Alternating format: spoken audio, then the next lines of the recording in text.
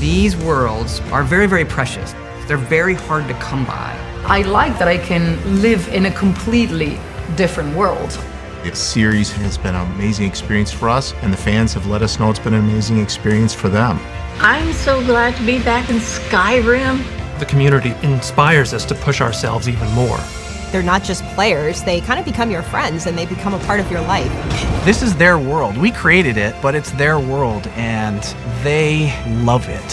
When you look at a community that is this strong, always believing in it, that's very, very special.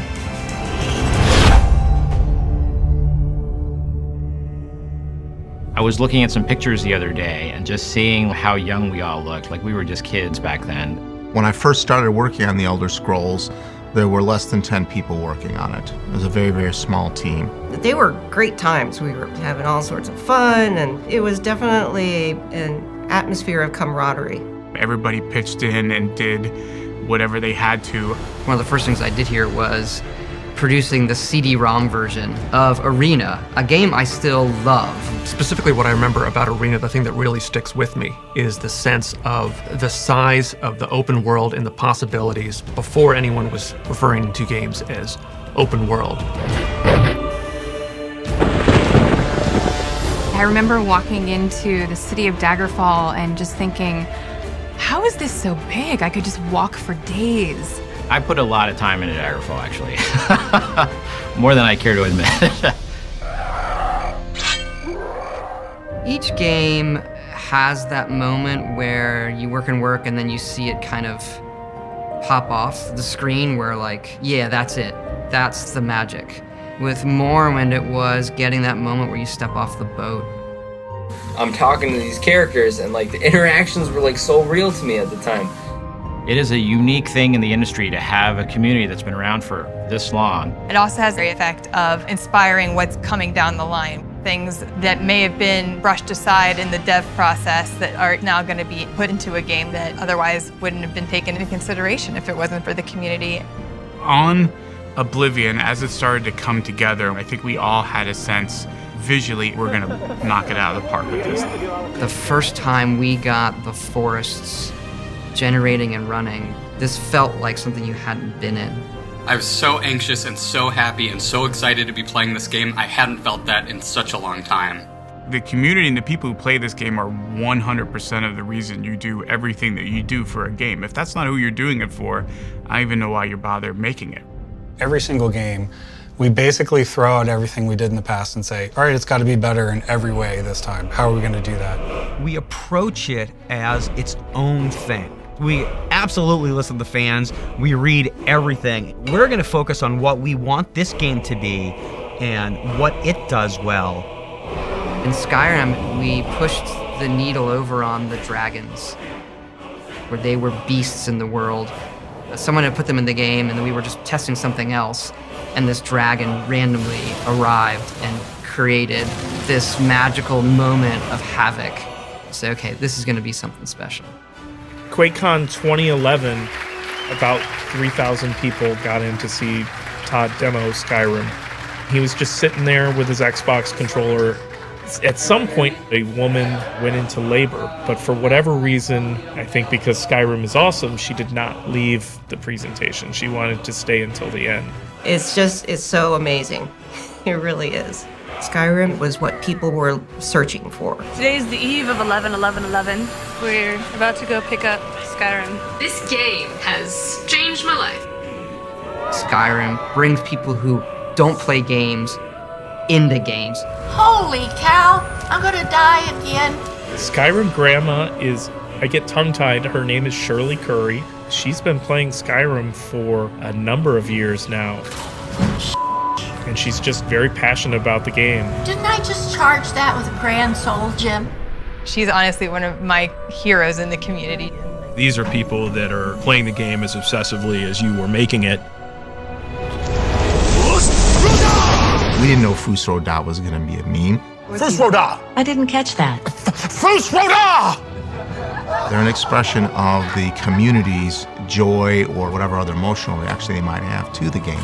And every time we see it, we go, yeah, yep, that's right. Sweet rolls have been in every game, but we don't know that people are going to latch onto that and want to make them in real life. They are the passionate community that keeps us going. I used to be an adventurer like you, and I took an arrow in the knee. Can we go back a sec?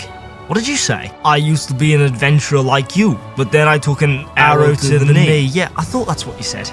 We told fans that the first person to have a child on November 11th, 2011, and name their child Dovahkiin would get Bethesda games for life. And there is a child that was born that day that they named Dovahkiin.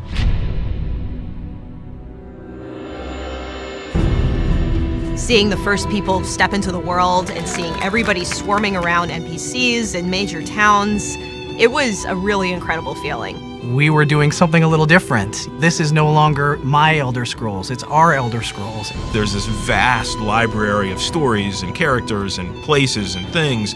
That relationship between us and BGS being so strong allowed the whole thing to happen.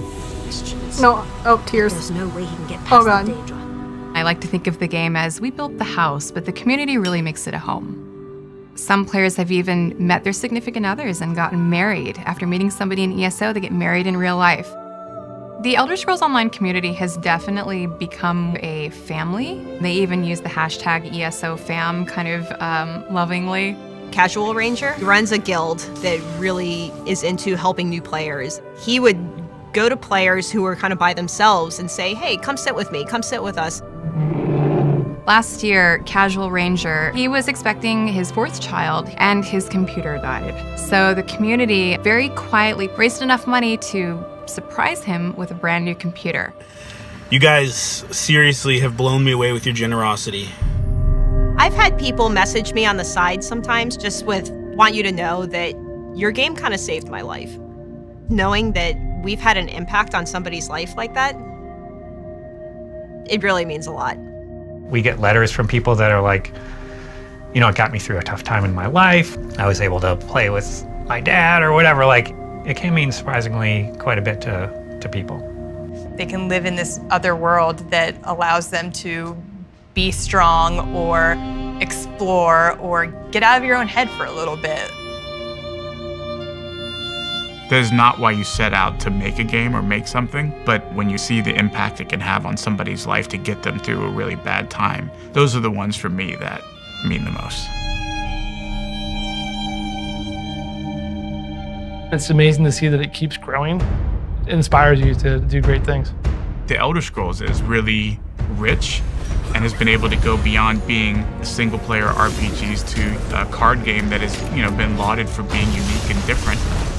And then being able to see it expand from just a PC game to PC and console to now it's on mobile with Blades coming up. I mean, there's some really cool things in the works. It looks and feels like Elder Scrolls, but it's made for your phone. It sort of harkens back to Arena and sort of the classic dungeon crawling experience. That's the most fun part, which is being able to figure out what the community wants and then giving them more of that. We're building the technology now that is going to fuel our future games. We're using photogrammetry to scan in all these real-world assets and push our future tech for games to levels we have not done before. With the encouragement of the fans, we're even immortalizing Skyrim Grandma using that technology. This means a lot to me because I would be extremely happy to know that somebody else was playing with my character in a future Elder Scrolls game. Watching the fan reaction videos for Test 6 and seeing people get emotional about it, it's a pretty incredible feeling. It's sort of an obsession to make the perfect Elder Scrolls game, so I don't think that's ever going to go away. I imagine my grandkids will be playing new Elder Scrolls games. I imagine their grandkids will be playing new Elder Scrolls games, and that they will be new and fresh and exciting. I am confident that at a 50-year mark, there will be people that care about it, and that says a lot for the series. Our fans are the biggest, most important aspect of our games. They're a family in a way, and this becomes the Bethesda family, and I'm just proud to be a part of it. It's all about the community playing together and being together. I think when we look back, it speaks to us always believing in it, the fans believing in it, and our shared history. It wasn't this thing that just magically appeared. It was a very long, steady road, and we hope to walk that road for a very long time.